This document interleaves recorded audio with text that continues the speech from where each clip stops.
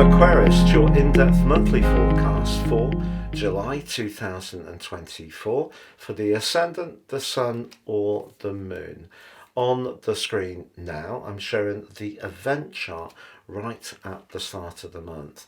Let's just pick out some really important details because the event chart does provide a backdrop for the whole of July, and Pluto is still in your sign despite the retrograde, very close to your first house cusp. The big takeout is it's broadly square to the moon in your fourth house, very much about home and emotion and family, but it's pretty well opposite Mercury, the planet of communication. So could be some tensions around communications early in this month, but there's definitely some opportunities. The cluster of energy in Cancer, which is a sign that can be linked to the home, family, emotion, but in the sixth house for you personally is about practicalities. Uranus, your modern ruler, has been shaking things up around where you live, how you live there, and your emotional life in a big way since March 2019 full time. But as this month begins, Mercury, which is a planet that's exalted in your sign and also rules your second decan, so you have a love of its communicational talent, Mercury is linking back to Uranus in a very productive way. And Mercury in the sixth house has a flavour of its rulership of Virgo. So it's about details. You can bring a detail to bear, Mercury, at the start of this month, and in a fresh way, Uranus being innovative, that creates some kind of solution. So something that may have felt stuck around your home, family or emotional situation could be resolved with that combination. But also, as I mentioned, you do have the moon in the fourth house, but that's a great place for the moon to be.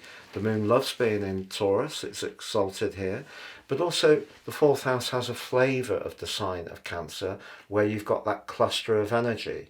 And so guess what? The moon links brilliantly to the sun in Cancer, but because the moon rules the sign of Cancer, we get some mutual receptivity. So I feel there's a great opportunity with the moon and the sun on such good terms for you to be sifting and refining and getting something about where you live in place in the way that you've been searching for some time, due to that restless energy of Uranus being quite a challenge. But also Mars in your fourth house, which may have made you a little bit prickly recently over the last 3 weeks or so. That's forging a perfect link with Venus too. All in all, the energy in Taurus, which is earthy, foundational, our values, but in your case very much to do with where you live, your environment, your physical home, is linking well to the sixth house, all about making a number of small but important changes which make your life run more smoothly. So I feel that Uranus through the fourth house has been hard going practically and emotionally for Aquarius people, even as early as the middle of May 2018 for 5 months.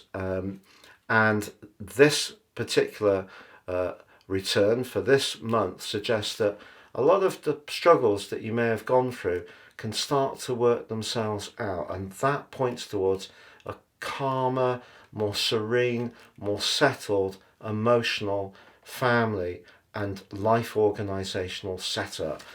And being an Aquarius myself, I'll take that all day long.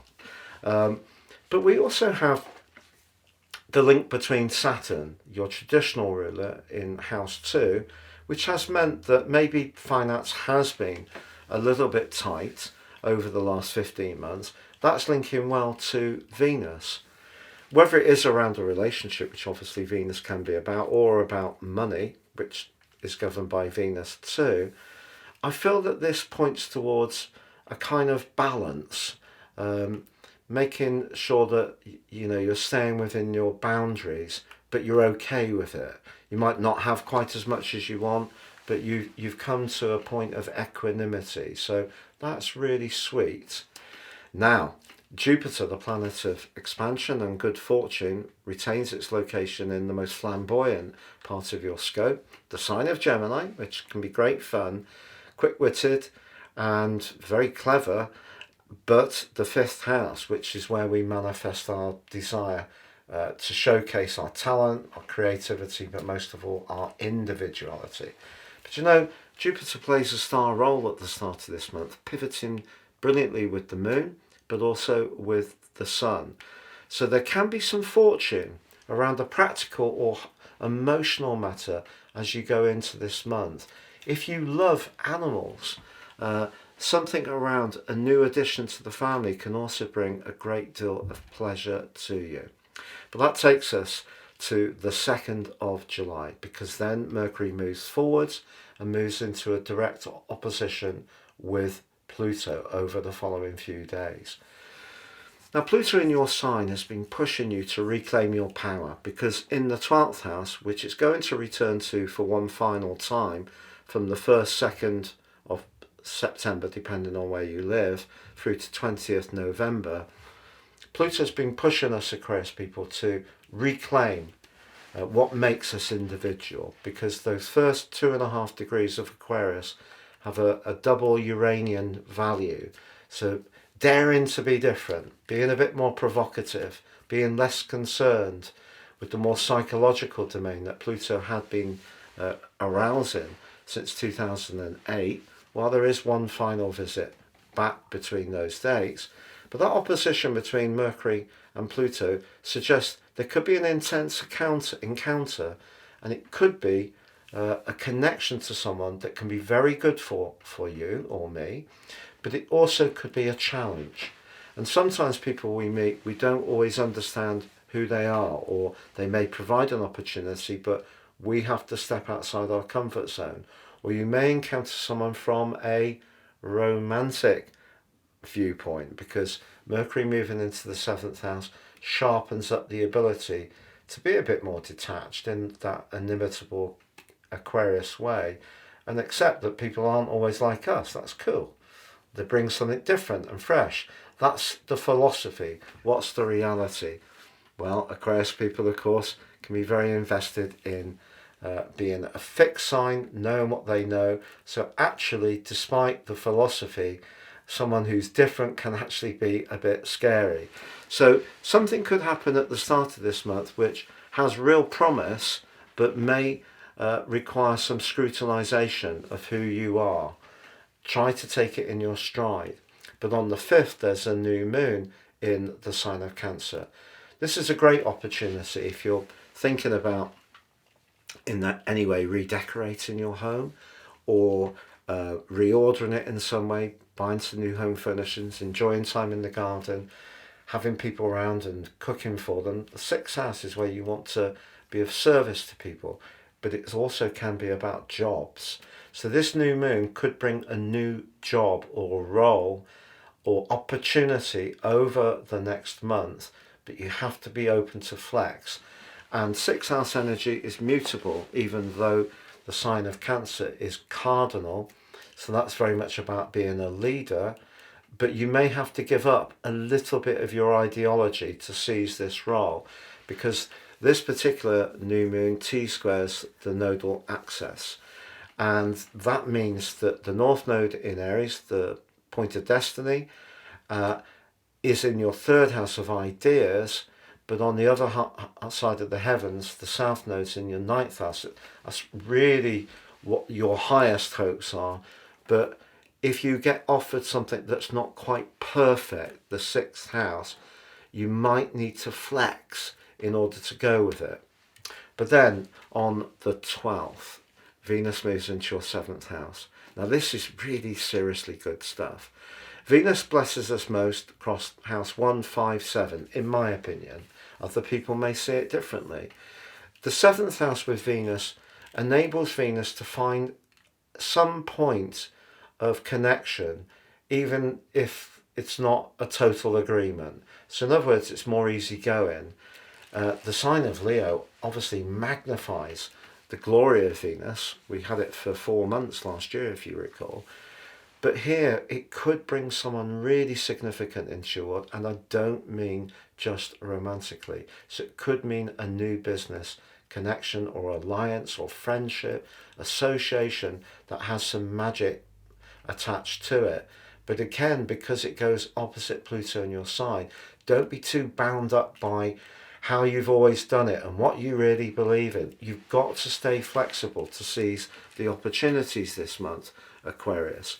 But then, perhaps the most stunning move of the year, beyond, in my humble opinion, Jupiter moving to trine up with Pluto in your sign for the first time in our lifetimes. In fact, the first time for over 220 years. We've got Mars going into Gemini. Mars in Gemini, very interactive. Because you're an air sign, this is perfect. Linking back to Pluto, my word, the two rulers of the sign of Scorpio. This is passion central, but it's also conviction, it's willpower, it's desire. The first house is about your identity. The fifth house is where you showcase everything that's amazing about you. Mars gives you more push. If you're someone who tends to be a little bit wary about being in the limelight, this really pushes you into it in a way you will deal with. Now, we do have the full moon, the second of the two Capricorn full moons, on the 21st. And the interesting thing is, I don't know how you felt about the last one, but if you felt a bit washed out, drained, maybe psychologically much more vulnerable, all entirely possible, because the 12th house full moon evokes bits of ourselves we don't really want to look at, our past history, our pain, our trauma from the past, but also our deep psychology, the shadow side, whereas the Sun, Venus and Mercury on that event was all very practical in the 6th house. This time, obviously, Mercury and Venus have moved forwards into a better position for Aquarius people, but also Uranus, your modern ruler, provides a very supportive link, and Neptune, which caused confusion last time, actually provides some magic this time. So if you're in touch with yourself and just at peace that we all have that history, it's not all plain sailing, life can be challenging, don't judge yourself, because at this precise moment, then the Sun moves into Leo, which it rules, but links to Mars. So the last part of this month can be so dramatic. And also the link between the Sun and Pluto could create some conflict or tension. But if you can just believe in yourself and don't let fear inhibit you, because obviously the impact of a full moon can last 2 weeks. Don't let fear inhibit you.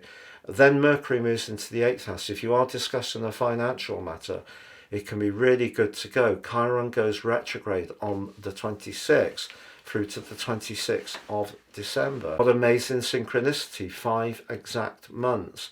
But Chiron in the 3rd house of ideas, meeting again the energy of the North Node in the 3rd house to believe in your ideas. The solar eclipse, the spring, believe in your ideas, because the energy of Leo is where you forge a connection to people.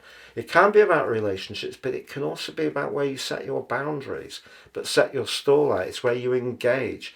Find that midpoint between what you want as an individual, Pluto, and what other people expect from you, but in a way that feels right, that's in balance, in equilibrium. It's hugely exciting towards the end of this month. We had a lot of excitement at the start of June, but then Saturn started to put a dampener on things, if we're honest, followed by Neptune. So all that glorious 5th house energy in Gemini was shook out by the dour vibe of Saturn and the watery, draining energy of Neptune. This time you can be much more supercharged as the end of this month approaches, and there's loads of opportunities at the start of the month to really celebrate all the progress you've made around life's practicalities and your home and emotional situation through the disruptive years of Uranus in Taurus. Have a great July. Thank you so much. If you've yet to subscribe to my channel, please do so now.